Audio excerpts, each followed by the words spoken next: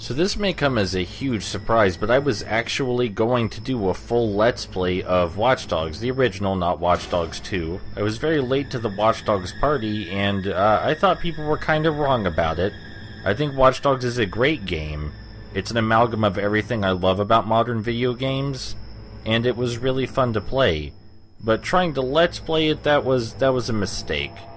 It's a really long game with a lot of content, and I couldn't possibly show off everything I wanted to. Not to mention it would be another long-term project, and I've got like 4 of those going on right now.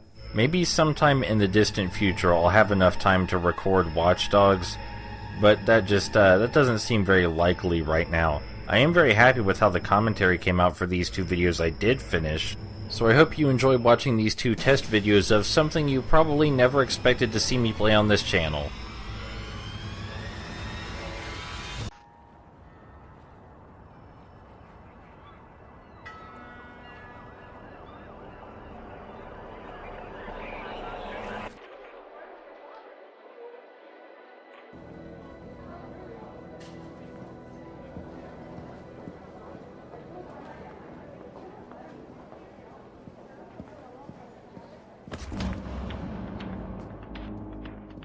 Okay, I'm in the lobby of the Merlot. Alright, let's do it. I'm hacking in.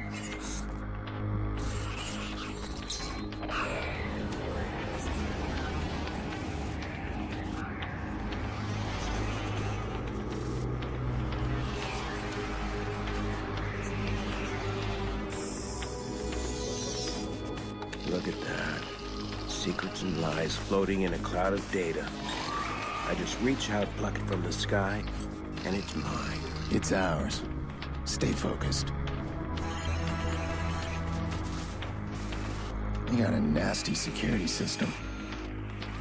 How much we got? 100 grand in 30 seconds. God bless the rich and famous.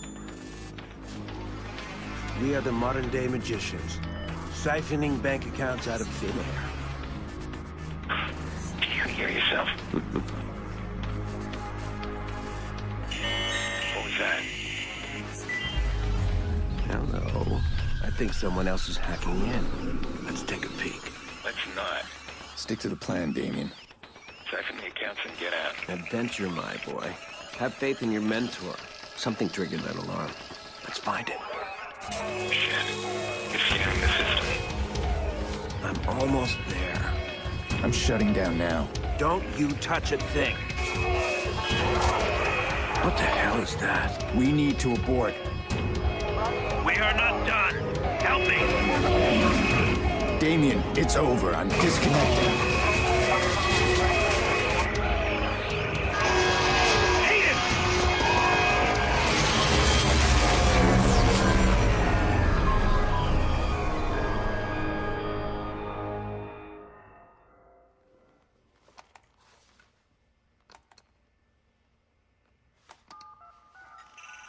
Maurice. Yeah? You're on. One of our contractors ran a search for the hackers in the Merlot job. You're assigned Aiden Pierce. Take him out. Hit the family if you need to. This guy's hacking days are done. Hit the family? Got a problem? Nope. Husky, I'm good. You'll never hear from him again.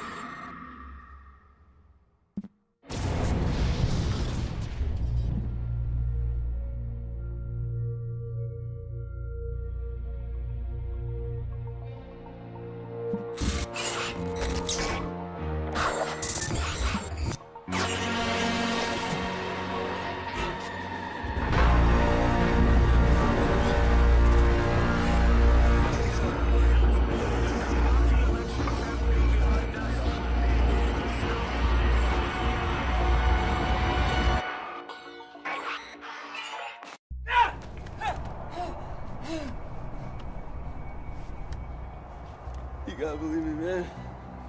Who gave the order? I told you. I don't know. You don't know.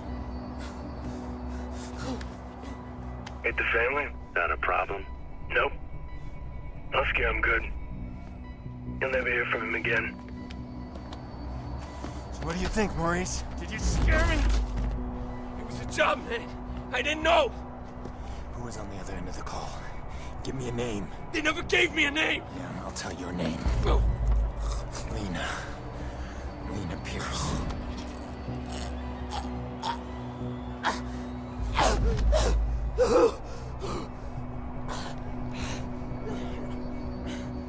I didn't know about any kids, all right? That wasn't supposed to happen. I want you to think very carefully. Think. Look, man. Even if I knew a name, you couldn't get me talking. These guys... I heard stories, man, they're like nothing you ever seen before. You gotta walk away from this, man. Some things you can't walk away from. Please! Who gave the order? I spoke to them on the phone and they told me where to find you. That's all I know, man. That's all I know. Give me a name. I don't know! So our very first in-game task is to shoot poor Maurice here. And we can't actually shoot anywhere around him. I have tried pressing the trigger multiple times. So we're just going to shoot him in the foot. How's your memory now? Fortunately for us, the gun is not loaded, so we're not a murderer today, but we will be later. This is a rather haphazard introduction to the melee mechanic. It takes the form of a QuickTime event, but this is just how the melee works. You run up to a guy, press circle, and Aiden takes him down. It's pretty automatic, but you do have to be close enough to actually press the circle button, which is something in itself. Now, we're barely a minute into the gameplay, but this is an open world game, so it's time for our first collectible in the form of audio logs. I can't keep running. I can't do it. That fucking Aiden Pierce. I killed his niece. He won't stop chasing me. Who's this guy? Unfortunately for Maurice and the player, there isn't much more to Aiden than we've already seen. We'll learn slightly more about him as we do open world stuff and play through a bit more of the story, but he's a fairly static character. We're going to wander around this room to grab some more collectibles like this bag of cash just sitting right here. Because Aiden may be a vigilante, but he is not above stealing things. He's mostly a vigilante in the sense that he won't let you murder or hit anybody. But your money is fair game. Those other collectibles were crafting components, but we'll get to crafting later when it's more relevant. Yo, Maurice! Yo, what's shaking, motherfucker? Shit! Where the hell you been? What? He's talking to me.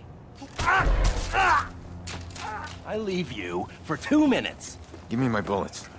I tossed him. What? You said you'd kill him otherwise. I told you to hold on to them, Jordy.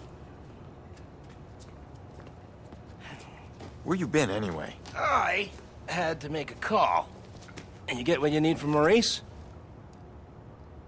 Oh, you're kidding me. Let's clean this mess up. Stop admiring your work. Hey, that's cute and all, but I'm disappointed, Pierce. I mean, you failed to spot the nasty inter-gang drama I'm creating here. I don't like loose ends. Let's get him out of here. No, too late. Bottom of the 8th. Chicago's ahead. Game's almost over. We are out of time. Nice shot. Huh. Come on, you're not just a little interested in my phone call? All right, fine. Tell me about your phone call. Glad you asked.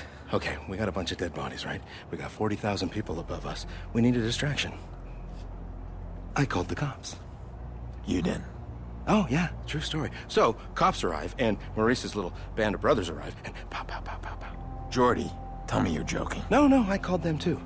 Look, we get a messy altercation at the end of the game. You and I slip away undetected. You'll appreciate the plan tomorrow. Great. Punctual cops. Now handle these guys. You grab Maurice, get him out of here. Maurice, what do I look like, a chauffeur? He's the shooter. I'm not through with him yet. Dick. Now it's time for the game to introduce us to the stealth mechanics, because this is a stealth action game for the most part. Now Aiden will crouch automatically when it's time to be stealthy, and we simply point our cursor at cover and press X to go do it automatically. It's a very convenient, very accessible kind of stealth. Virtually anybody could do the stealth successfully if they put enough thought into it, and that's actually something I like about it. The only real downsides to the stealth are that sometimes Aiden can feel like he's kinda glued to the cover, but usually that's for your benefit.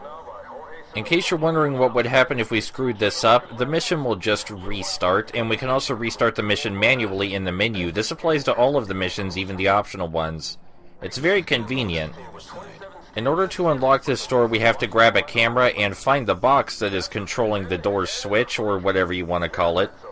And this is an introduction to how hacking works in the game. We point at something and press square, and our phone goes inside it, because that's how hacking works. Another very important component to the hacking, we have to be looking directly at something to hack it, which is why we needed to use those cameras to open the door. So in the intro, when Damien said we're modern-day magicians, he's not joking. The phone is basically a magic wand, but we have to be looking at something to affect it. Now this is an introduction to distracting guards using stealth mechanics. We're going to use what we just grabbed to craft a lure, which if there's nothing else to distract a guard, we can throw it, activate it, and it will play a sound that drags any guards toward it. This is usually not necessary because there are plenty of other ways to distract guards in the game, but if you're really uncreative, then this will work.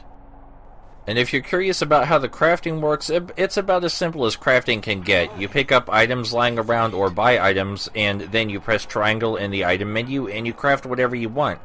All the items are one-time use only. For example, we can only use the one lure after crafting one lure, but we can craft up to 4 total and use them whenever we want. In this next room, there's a bit of optional dialogue, as there often is in this game, where the police are questioning a bunch of gang members as they enter the stadium. Now, of course, they have no direct proof that the gang members are involved in anything yet, but considering the bodies in the basement, of course they're being questioned. We also just stole money from that man's bank account. Just as with any of the machines in the game, we can point our phone at someone's head and it'll tell us all we want to know about them, and if they have a bank account, we can siphon money from it using our own phone. As was already said, Aiden is not above stealing from people so long as no one gets hurt or murdered. So we're just going to steal from a whole ton of people we see in the game. That's also the easiest way to make money, but there are other methods that I enjoy more, and we'll get to those when they're relevant. And if you're curious, as I'm sure you are, why we can see... Also, hold on, here's an ATM. We can use this ATM to withdraw the money we just stole from that man's bank account. And now it's time for us to get a taste of the power that we can have later in the game. Bad boy. The police are about to lock this whole place down. I'm stuck unless we create a major distraction. I want to cut the power and slip past them. To the whole stadium?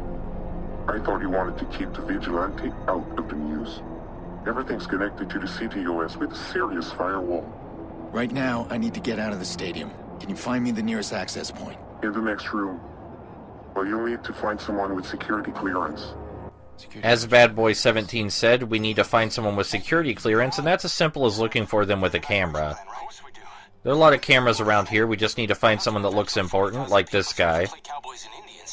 And there we go, we have the security clearance we need to shut down the whole stadium. They'll keep rambling on about this for a while, but in case you're wondering, like I said, how all of these people are connected and how we can see all of their profiles with our phone, it's because the entire city of Chicago is connected through something called the CTOS, or Citizen Operating System. It's meant to be a system to keep everyone's data secure and connected, but it's really just a giant cloud, so that way the company that made it could spy on them, and we'll get more into that later. You've got all the relevant information for right now. Now let's find our way to the mainframe, or whatever computer people call the thing where all the things are stored. There we go, that's what that is, right? And now we have all the things we need to black out the entire stadium. And we'll do that with a simple press of the R1 button.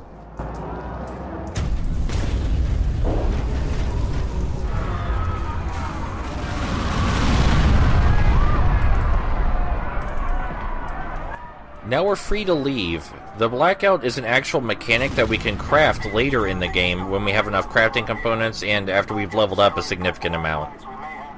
Now, when everything's blacked out, it's incredibly hard to get caught. You can walk right in front of people, but they still take forever to notice you're there. Really, the only way to get caught is if you bump into someone. The blackout is incredibly overpowered, which is why we're going to be getting it as soon as we can.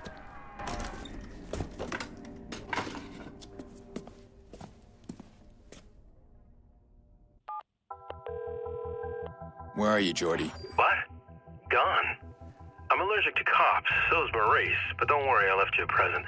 Friend of a friend deals in pre-owned cars. Got a real beauty waiting for you in the garage across the street. Take it or leave it, I don't care. Gotta go. So we're still in tutorial land, which means it's time for an introduction to the driving mechanics, which is one of my favorite parts of the game. Also, we could normally run straight through this bar, but for the purposes of profiling everyone and showing us what our phone can do, we can only walk this time. And yeah, there's a lot of interesting information, and we can hack people's phone to get conversations and money and all kinds of good stuff. Most of the conversations don't have anything interesting, but there are some conversations that will lead us to crimes, which we'll get to later. Now, as soon as we leave this building, the police will be looking for us because, inexplicably, they know that anyone driving away from the stadium must be the perpetrator. Anyway, Jordy said he left a car for us, and while we could grab any old car, we're just going to grab the one that Jordy left. It's marked on our map, it's the yellow one. While the police are searching for us, we are not in immediate danger, but if we're in their line of sight, then they will start chasing us, and that's when things get real hectic. So we're going to do our best not to get caught in the first place. The controls for driving are really simple, don't really need to explain them, the cars handle great. There we go, we got that out of the way. Now you can see the cops on the map, and this is sort of a stealth driving game. If we drive into the cops' line of sight, then they will start pursuing us, and we'll be kind of screwed, but there is only a certain area within which they will search, which is this giant white circle on the map. If we drive outside of this white circle, they'll stop looking for us, but a barricade appeared just in front of us, as you might have seen on the map, so if we drove through that, we would be kind of screwed, and we'd have to lose the cops the old-fashioned, difficult way. Instead, we're going to come to the side road, and that should enable us to leave the circle. If you've ever played Driver or Driver 2, the stealth is kind of similar to that, except you can actually leave the specified area, and when you do, the cops will no longer be looking for you. Bad. Finally got the goddamn trigger, man. Just need to break through. How? Push Maurice hard. Torture's not gonna work on this guy, so I need to get inside his head. The guilt is eating him up. I'll give him a couple of days. I bet he'll start reaching out. I got out of the car just so I could look at people and try to profile them. And yeah, it's open world time, but we'll get to that in a second. Right now I'm going to steal stuff from people, like their money. And oh, this person also has money I can steal. But now let's actually open the map like the game wanted us to, so we can see all the stuff available to us, which is not a lot of stuff yet. And that's because in order to open the open world, we need to get to a CTOS tower, one of these red things. The yellow marker is our objective, but we got some business over in the clothing store first. We just took a system key from that guy, which is a hacking component. We can buy those later, but for now we have to find them. Now the game misleadingly says we can hack all 4 of these people's phones, but only one of them is actually hackable, and it's this one. As was already said, most of these conversations are just fluff, but I find them to be interesting to listen to nonetheless, even if some of them are fairly depressing. This is a very depressing game. I try to hack these other 2 people's phones because the game insists that I can, but it's lying. I assume that was just a small glitch. We're gonna get back in our car and drive to that clothing store, which is marked on our map with that blue line. If we drive too far out of the way, then the route will adjust, as you just saw. It's very convenient to be able to mark any point on the map, even if it's not a marker. You can just go anywhere you want. I mean, everything in the game is marked, so there's very little reason to do that, but if you want to, you can. We're going to take a sharp turn right here to stop at the clothing store. The handling for the cars is pretty good in this game. Oh, what's that? Someone else with money we can steal? Of course it is. Now we're going to go cash that money at an ATM, before I forget. The clothing is honestly not all that expensive, even the more interesting looking outfits are just $1,500 or so. Wow, that's a weird sentence I just said, isn't it? As far as I remember, the clothes are the really, only the really aesthetic thing you can buy. Most of the other stuff you buy for practical reasons, but you just buy clothing to change Aiden's look up. And some of the clothing is really dorky and brightly colored. which is the best clothing. It doesn't really fit with his character because he's trying not to be noticed after all. But if I want to wear this weird green-collared garish outfit, I'm gonna do it. And so will Aiden because he doesn't have a choice. Now there is licensed music in this game, but we're not going to be listening to it. We can make that fish start singing rap for no real reason. All of the singing fish do the same thing, I'm pretty sure. It's worth noting that we are still technically in the first story mission right now. Although we are able to access some open world things, for the most part we're still stuck doing the main objectives. The game would have you believe that we should go immediately to the main objective, but instead we're going to go to the CTOS tower. As the game is telling us right now, it's how we unlock a whole ton of goodies, collectibles, and extra activities. And for some reason I forgot I marked it, so I mark it a second time. Must have a really short attention span. And there's no way to get off of this building, at least not in a convenient fashion, so I'm just gonna jump off like a crazy person. And while we're at it, because I don't have a car anymore, let's just show you what stealing cars looks like. Thankfully, everybody stops when you run directly in front of them. So we're just gonna find someone to run in front of and nab their stuff. Dante, in this case, is just going to lend us his sweet car. Please, Jesus, I don't want to die. And I was hoping he would call the cops so you could see what that looks like, but he just decided not to for whatever reason. There were 2 CTOS towers on the map available for us to access, but we're going toward the one that's nearest to the main objective, because after the tower we are going to head to our hideout and advance the story a little bit more. We're still in the first mission, though. So I guess this is still technically tutorial stuff, though I'm definitely doing things that the game didn't intend you to do yet, like activating CTOS towers and buying clothes. As I've already said, the driving in this game is really, really smooth, but the handling is of course different for each car you pick up. Still very easy to swerve between cars and obstacles just a few seconds after you pick up the controller, provided you understand how they control. I don't find drifting to be necessary most of the time, though you can still definitely do it. I prefer just to let up on the gas a little bit because the cars corner incredibly well, like shockingly so.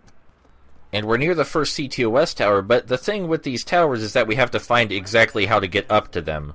Gonna steal more money. In this case, I have the CTOS tower memorized. It's around the back next to a guy playing an AR phone game, but I haven't memorized all of them because that would be quite a feat.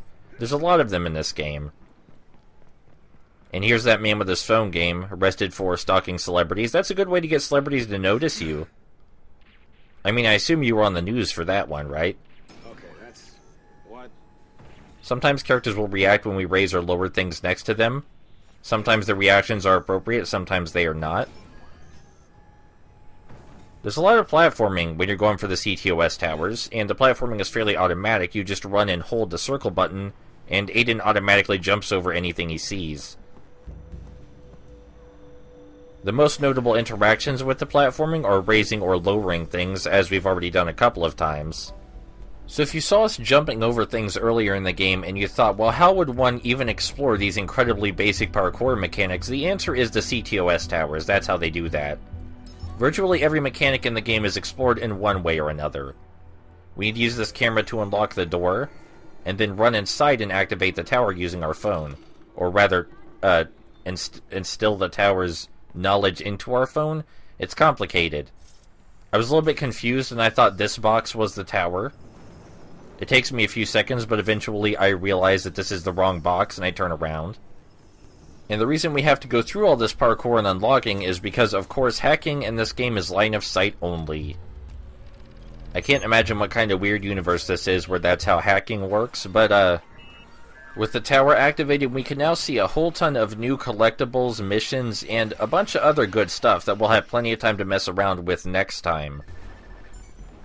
But it's been a long day for Aiden here, so we're just gonna head back to his apartment, or motel room, whatever you want to call it. But first we're gonna take a look at the map again, so that way you can see all the stuff we have access to. Now there are some parts of the city where our phone is not connected to the CTOS, and we can only unlock this one through a story mission, so we'll worry about that later. The CTOS being connected basically just means that we have more stuff we can do. Without the CTOS connected, we can't even look at people with our phone. And I mean, really, that's a huge fun factor for the game. Is just staring at random people to find out what's going on in their puny little lives. Right now, Aiden has to smash car windows to steal cars, which can get us caught and get the cops on our ass. But we can later buy something that allows him to unlock the cars remotely. Aiden's apartment is just right around the corner, so you might figure that means we're almost done here. And you're almost right. Normally, this is where I would just head straight up, say my goodbyes for the video. But I recently found something kind of hilarious that you can do with the motel, if you go all the way up to the roof. Sometimes characters will just talk about random nonsense, and usually you can find them in the same spot doing the same thing every time. Gonna take all that money we stole. Who knows why we can't just hack the ATM and take all the money inside of it. But I'm sure Aiden knows. So we can explode certain electrical devices. And if someone is next to them when we explode them, they will die. So we're going to want to avoid doing that when a civilian is nearby. And yes, you can kill civilians.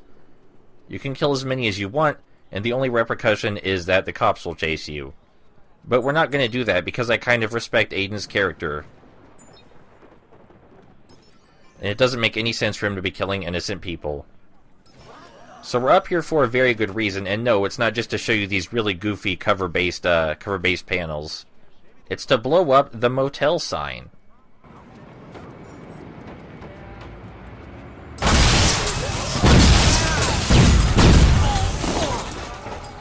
Now, when you kill someone or explode something big enough, people will start running for their lives like little puny ants. We can see them down there. They're all so scared. They're all so terrified. We can see some of them running down the stairs. Look at those people running from our wizard phone powers.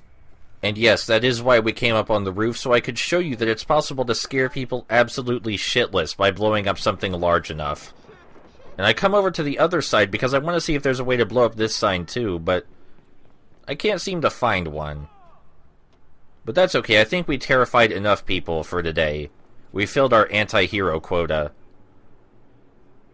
So after I eventually give up on finding a way to detonate this second sign, we make our way back down, and then get into Aiden's apartment finally. But we're not going to use the stairs, that shit's for normal people. We're not a normal people, look at how we dress. So now that we've successfully cut the power to a few people's apartments and blown up the sign, we're going to put our phone away, which we can do by pressing the square button. That way we won't have any way to mess up anyone else's lives until we pull our phone out again. Wow! Ay, Dios mío.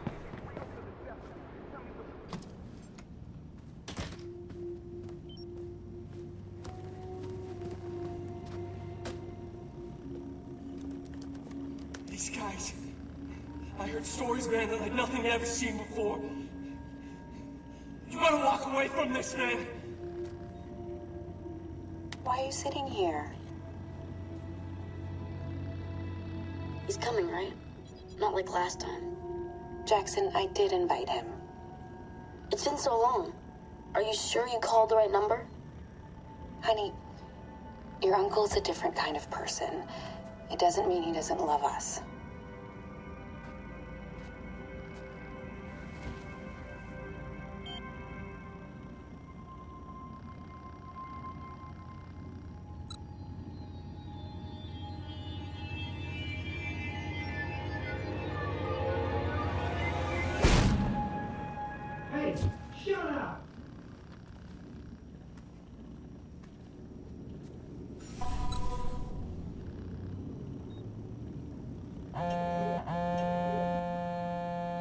I trust our info in finding Maurice was correct.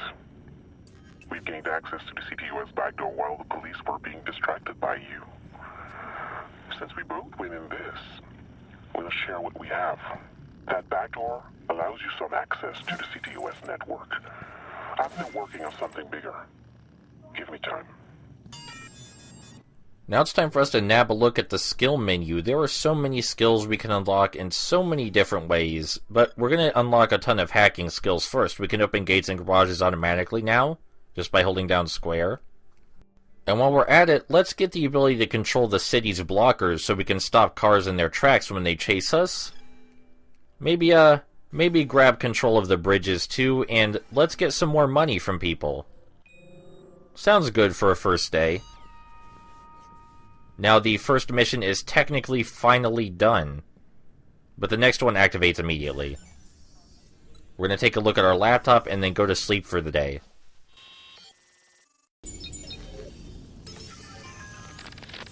I had a fixer to help me find the shooter. Jordy Chin.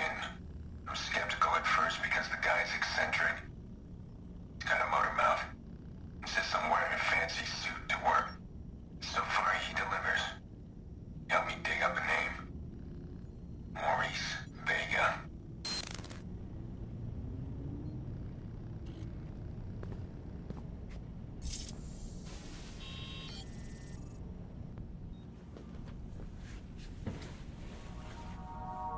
Drive where? Anywhere. I don't want to go anywhere. I want to go to Pawnee. Okay, you're the boss. We'll go to Pawnee.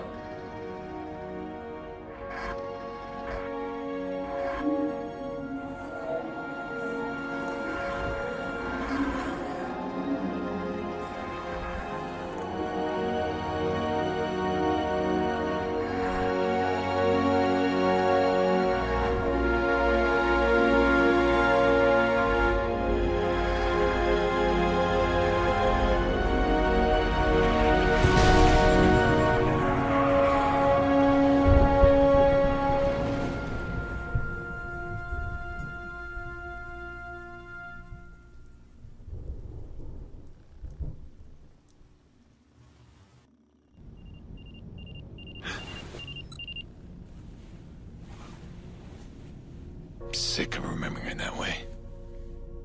It's never a dream of her tiny face pressing the window when she knows I was coming over. Or that little wobbly dance she did. It's always the same nightmare.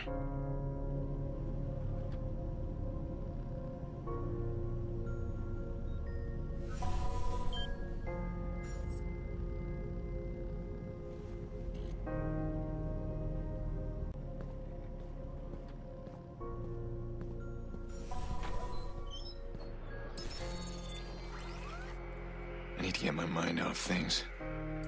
Lucky for me, the city's full of distractions. And they can't hide from me. So for this section, the game is actually taking control away from us for a bit. I can't control which camera he switches to or anything really except what I look at inside the camera. I'm a little confused how he's switching between these cameras when we have to do it through line of sight alone. And he seems to have this superpower during cutscenes only to hack the way you think he should be able to. Aiden explains right here that the reason we're able to look at all these people is because of breach in CTOS's security, but you might have figured that out based on what I told you in the previous episode. Our current story objective is to look around the parking lot for someone talking to a criminal. And when we find someone talking to a criminal, we will get the tutorial for stopping crimes. Stopping crimes are usually just side missions. They have a focus on stealth and are about the simplest side missions you can do in the game. There's not a lot to them, not a lot to see, not a lot to talk about, but we'll talk about this first one because it's mandatory. This dude's talking to a criminal. We're going to track his signal and we're going to go take him down. Ideally without killing him because we get more experience points if we don't kill him. Like everything else, tracking this dude's signal puts a giant blue line on the map for us to follow. Unfortunately, we do still need to bust windows to break into cars, which puts a little notch on our heat meter down there in the lower right, which is how much attention the cops will pay to us, but right now they're not actively pursuing us, someone just saw us break a window. This first crime, the mandatory one, is pretty near our hideout, and I don't know if this is by design or not, can't seem to remember. But even if it's not, it would be a pretty short drive anyway, they're usually never that far away. So when we get into the little blue circle on the map, we need to pull our phone out and start profiling everyone to find a potential victim. The potential criminal will show up shortly after, and then we have to wait. The CTOS has a prediction algorithm in it which predicts how likely someone is to commit a crime. It predicts a lot of other things too, but this is what we're using it for right now. The reason I said these things have a focus on stealth is because if the criminal sees us, he will back off and won't commit the crime. Which may sound like a good thing, but the idea is to stop the criminal in the act, not to just make him run away. I suppose stopping him in the act is supposed to strike fear into his heart or something and make him less likely to commit any crimes in the future. But regardless of how you rationalize it, all of these crime prevention missions are basically just small stealth missions with a slight bit of pursuit depending on how good you are at chasing the guy down. And even though we're looking for a criminal right now, we still have plenty of time to loot people's bank accounts. The absolute easiest way to do this, I imagine, would be to wait until the guy's about to commit the crime, and then pull out a pistol and just shoot him in the head, but you get less experience points for doing it that way. We're supposed to follow behind the potential victim into this alley where, the crime is more likely to take place. As the game says, running is a really bad idea during these missions. We need to talk. There's nothing to talk Even if we aren't directly looking at the criminal, the phone will still tell us when to intervene. I gotta stop him now. Get lost. And if we don't intervene quickly enough, then the victim will die. Even if the victim dies, though, you can still get experience points for taking down the criminal. You won't bother anyone now. That doesn't seem like it's very important. Seems like that should count as a loss, but it doesn't. And our reputation has increased for taking that guy down. So we're slightly in the green. Very slightly. Now that we have a skill point, we're going to use it to grab the ability to unlock cars without smashing the windows, which is ideal. Now we won't attract the attention of the police or citizens just by taking a car that's sitting parked somewhere. Now with that tutorial for the minor crime prevention stealth missions out of the way, the game's going to give us a slight tutorial for how to summon cars out of thin air that we can use to get from place to place. But instead of letting the game explain it, I'm going to grab one of the cars first. You just order them straight from your phone. Nikki, hey, I know, the party's started. It's almost over. Where are you? I'm on my way. Ugh, you make me crazy. Jackson's really looking forward to it. Get over here. We miss you. I miss you too. I'll be there. Sorry, Nick, I need to take this. I'll see you soon. Good. You got out. Look, if you need some wheels, give me a call. I'll set you up. Pre-owned cars? You'd rather register yourself at a car dealer? I don't ask questions. This guy gets me any ride I want. And you, if you need it. I just might. How's Maurice doing? Oh, he's all sunshine and buttercups. I'm gonna dump him at my little dumping place. I need him alive, Jordy. Yeah, alive. Whatever. Goes against your better nature, huh? Well, I'd pop him and be done, but hey, you pay me right, I'll keep him alive as long as you want. I do work for a paycheck. Well, the controversial re-election of Mayor Rushmore continues. Insiders are saying it was his decision to implement the Smart City Infrastructure Program, known as CTOS Network, that boosted his re-election campaign. But critics are pointing to the recent disruptions to the network, where bridges move on their own and traffic lights have shut down. Critics say it just proves one more hasty decision was made by the flamboyant mayor. So I was just dicking around waiting for a mission type to trigger, but that radio broadcast seemed important to show because it's the first we hear of Mayor Rushmore, and he's going to be important in the story later. Now I wanted to do an AR phone game cash run, but because I attracted the attention of the cops off screen, it's not available right now. Instead, I'm just going to run around a little bit more until that mission I want actually does finally appear, because I really want to play it. There are people right here arguing about DedSec, a hacker activist group that's trying to exploit and share the problems with the CTOS network. And, well, the regular citizens are a little bit concerned about them because of course the media doesn't paint them very well. So it was my intention right here simply to grab another motorcycle and drive around and wait. Oh hey look, there's the mission type I wanted. So I didn't actually have to wait that long. There are many mission types that only introduce themselves to you after you've spent a sufficient amount of time wandering around in the open world. This fixer contract is one of those, and whenever you see the word fixer contract in regards to a player mission, that means driving mission. There are around 40 fixer contracts in the game, and I like them, because they remind me of other driving games, and because there are so many of them, they may as well be a driving game by themselves. This first one is actually more difficult than several of the ones to follow because it involves escaping the cops not once, but twice. And I insist on doing this without killing anyone, because our reputation is only slightly in the green. This leads to many retries. The good thing about restarting a mission is that if you do it, your reputation resets right back to where it was, like you never killed anyone in the first place, which is really convenient for me. Aiden mentions here that we should try to ride back alleys and shortcuts to hide from the cops, but that doesn't really work. The cops are onto you as soon as you start driving. It's not like earlier where we could stealth drive our way out of the situation. They know where you are and they are coming to get you as soon as you drive past a certain point. So the best advice I suppose I can manage for when the police are actually on your tail are that you want to go in the direction with the most space.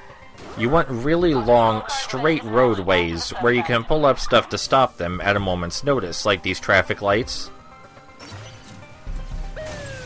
Yeah, that car's dead. Aside from traffic lights, you can activate things like blockers and bridges to stop cop cars dead. And it presumably doesn't kill the cops because it doesn't affect your reputation any. The cops are also programmed to run into any of the hazards you put in their path. For optimum timing, the game puts a blue border around the trap and says neutralize. And as soon as you press the neutralize button, the cops' AI will immediately start acting stupid and run into the trap no matter what. This is very humorous to watch from a close distance because sometimes the cops will be right behind you, you'll turn on a traffic light, and then the cop car will suddenly veer away from you and smash into oncoming traffic simply because it's programmed to do that, or you wouldn't be able to evade the cops at all. Immediately after we lose the cops the first time, which already happened, they will begin another search for us, and this search is almost impossible to escape. If we had a signal jammer, we could jam their signal, as the name implies, and stop them from searching for us, but we can't. So getting caught this second time is almost inevitable, and so is the need to escape them a second time. Escaping the cops alone was not the goal was to reach a specific drop point, but we can't go to the drop point as long as the cops are on our tail, so we have to lose them again. Thankfully, this time they take even less time to lose, and we still manage to lose them near the drop point. We also have a helicopter chasing us this time around, which is usually a pretty bad sign. But because we had a long, straight road to work with, we simply drove so dang fast that they were incapable of catching up with us, and now all we have to do is escape this white ring on the map. Easier said than done, but not too bad. Especially if we take a couple shortcuts here and there. Now that we lost them the second time, they will stop chasing us and we can actually make our way to the drop point unopposed. And the drop point is very nearby, so all we have to do is avoid blowing up our car until we get there. And also avoid killing anyone. The don't kill anyone part is technically optional, but I prefer to have our reputation in the green at all times. We're just going to take a shortcut through here. And try to avoid running over anyone, because this tiny area is surprisingly packed with people. Not entirely sure why. The mission is now done, and our car is not in the best shape, but we get a whole $3,000 for doing it right, which is a surprisingly good amount. If you don't feel like doing any of these missions, of course you can just walk around and rob people's bank accounts all day. Enough people with bank accounts appear that that's actually an incredibly valid method of obtaining money. Maybe not the most fun, but hey, the option's there. Any fixer contracts we've completed up until this point will appear in our phone to look at. We're going to grab a motorcycle so that way we can actually get places without blowing up. And another fixer contract, if I'm correct, should appear shortly, because they tend to appear one after the other if you're just goofing around in the open world. The next one we unlock should be a fair bit easier and a fair bit more fun, because it's more complex than just escape the cops, even though escaping the cops may have something to do with it. I skipped straight to the fixer contract instead of making you wait like me, so I think that's very considerate. So the story idea behind this mission is to distract the cops while other criminals are doing criminal things. But in gameplay, this basically means drive through a whole bunch of checkpoints. And this may be my favorite of the driving missions. I'm a linear kind of guy. Well, I mean, this is my favorite kind of driving mission, not my favorite driving mission. It's a little bit early for that. Because in the story, the idea behind this mission is to draw attention for the cops. Well, the cops will eventually be chasing us during this mission, but we mostly want to focus on reaching the next checkpoint as quickly as possible. Now, the timing is fairly lenient, and of course you get more time each time you pass a checkpoint, so letting up on the gas here and there is not a terrible idea, especially if you know how to take shortcuts. And the cops are honestly not all that threatening, assuming that you just drive past them. If you try to contend with them for whatever reason, then they'll of course screw with your timer. But just driving past them is easy, and here's one of the reasons I love the checkpoint missions the most. It's because they ask you to do things like jump off a dock. Now, was there anything particularly difficult about jumping off that dock? Not really. Just don't slow down and you'll be fine, but it sure as hell was fun. And the checkpoint missions have other little memorable things about them, like this off-roading section. You can upgrade your off-road handling, but for now our car kinda bounces around a whole lot while it's off-roading, and it can potentially flip over, so we shouldn't be trying to ramp too much, especially if we're going sideways. And this is almost guaranteed to be the part of the mission where the cops finally catch on to you. Seems to happen here every time for me. But like I said, even though they are going to pursue you from this point onward, just driving past them should prove to be easy enough. I do accidentally smash into a tree, and you get to see me fumble around on these rocks with the physics engine. Little bit difficult to control a car while driving straight on some rocks. But hey, the police were stupid enough not to try and stop me. And the rest of the mission from here on out is driving down fairly straight roadways. The worst thing we can do right now is goof up by smashing ourselves into one of the citizens, because I don't want that. But aside from that, this is really easy, assuming you've ever driven to escape from the cops down any road in this game ever before, which you probably have at this point. There aren't any insane stunts or harrowing shortcuts for this part, so we're just gonna skip to the end, where there is finally something interesting.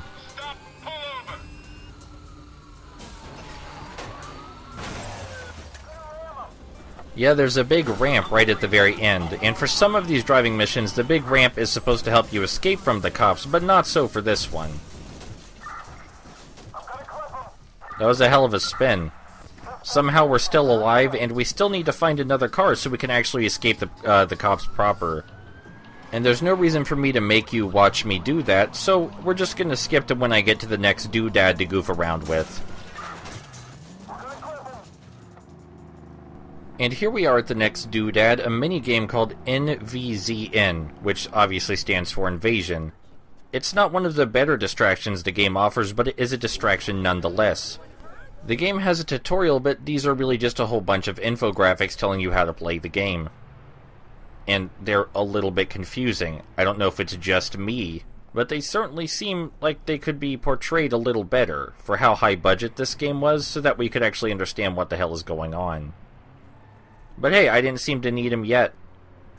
So NVZN is a pretty straightforward arcadey third-person shooter minigame. That's pretty much all there is to it. You get things like power-ups, and there's a ton of aliens to shoot, and I have yet to take any damage. I assume the fact that there's a health bar means it's possible, but I'm gonna be flat with you. I've played so little of this minigame, I have no idea how you take damage. I will find out eventually across the course of this playthrough, I'm sure. But I've only played up to round 10 because it's just so goddamn boring. As for strategy while playing, you're going to want to get really close to the enemies so you have a better chance at shooting them. Hitting the small enemies is reasonably difficult, and when they evolve into larger ones, it's less so. But getting as close as possible is still ideal. If you're still having trouble or you can't avoid shooting one of them from a distance, though, then simply exiting and re-entering aim mode will activate the auto-aim, so that way, you have a much better chance of actually hitting them. The game has some auto-aim turned on by default, but by exiting and entering aim mode like I just mentioned, you can refresh it and it will make shooting them much easier. I don't have much to say because the first 10 rounds are painfully easy, but there are 100 of them, so a few episodes from now I'm sure I'll be saying how difficult and painful they are. But that's all I have to say about these missions for now. Or rather, this minigame.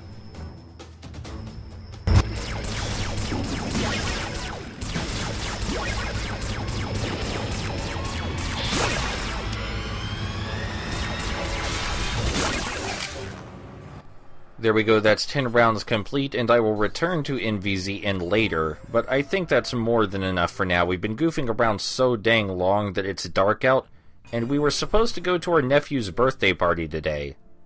It's going to be really hard to explain that we were only gone so long because we were playing an AR phone game for hours and hours until we lost track of time. On the bright side, the entire rest of the video is only story stuff, so if you had a hankering for some more story stuff, well, here it comes.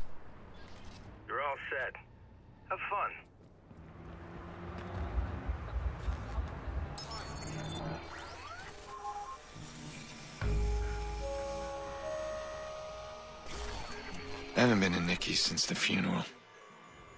Am I ready? Jack's last birthday, Lena sang off key.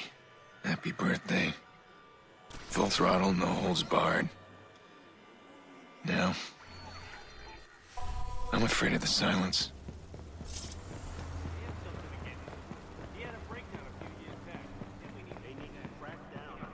No tiene ni idea de gestión.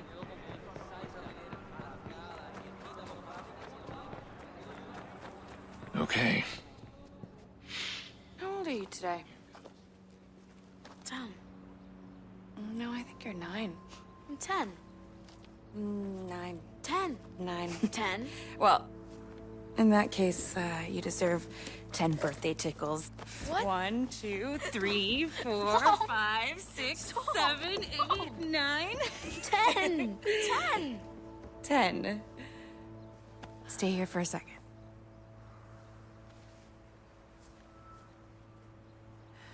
So, an entire year and... You're late. Yeah, I'm sorry, Nick. Really. Come here. Let's have a look at you. You look older. Oh, nice. Thanks for that.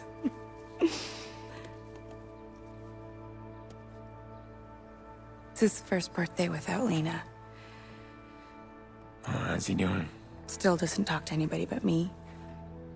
Yolanda says it's his way of maintaining some sort of control. Yolanda. His therapist. She's helping him. It's good. Just slow. It's hard, but we're gonna get through it. Jax. Hey. Sorry I'm late. Can I get a hug? Wow. You are big. So, hey, what do you got there? Wow, the healer. Cool. You brought him a real toy, huh? Why don't you bring up your toys? I'm gonna speak with your uncle. Yeah, I'll be up there in a sec. This matters. You being here. I just need to make sure that things are different. Things are different.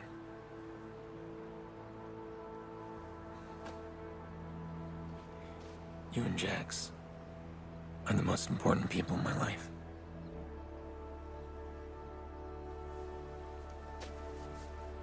I'm not gonna stop watching out for you. Always the big brother, huh?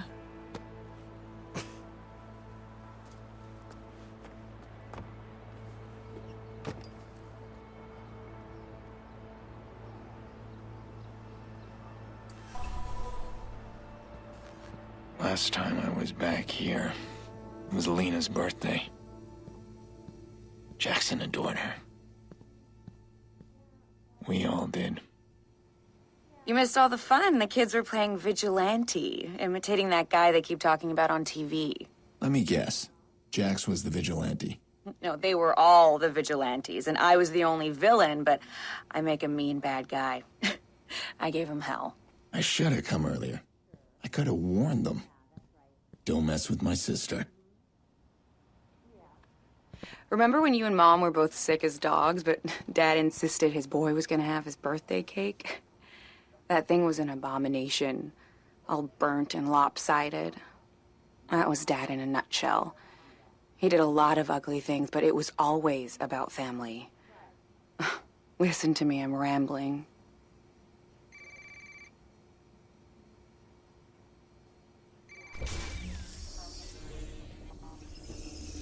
Oh, really? No, don't let me interrupt you. Who is this? You think blogging caller ID will hide you? I don't know what's so entertaining, but the police won't find it very funny at all.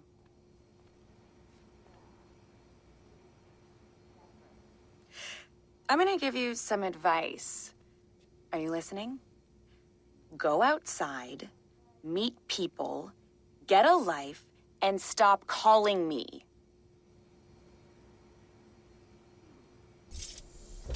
What did you say?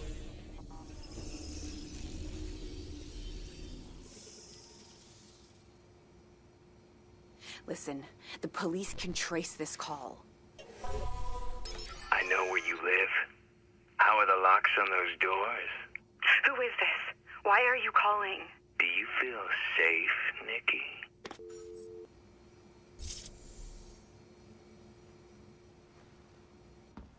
Who was that?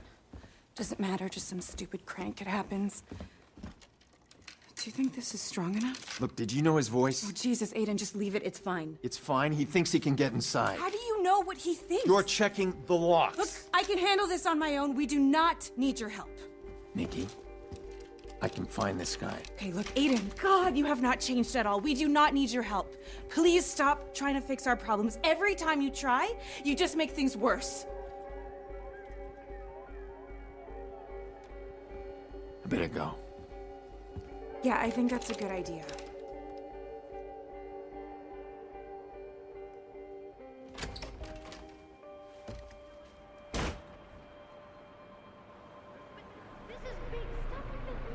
Grown man making crank calls. Let's see how safe you feel when I trace your call. There you are.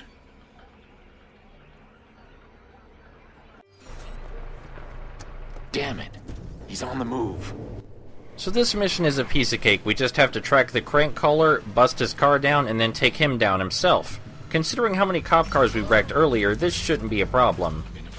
And you get to see a full demonstration of what I meant by the AI spontaneously acting stupid. We press the neutralize button, and suddenly the guy we're chasing forgets how to drive and rams straight into another car. Just like I explained previously, activating a hazard near a car you're chasing or that's chasing you instantly makes the artificial intelligence act as stupid as possible, so that way you can either catch up with them or escape.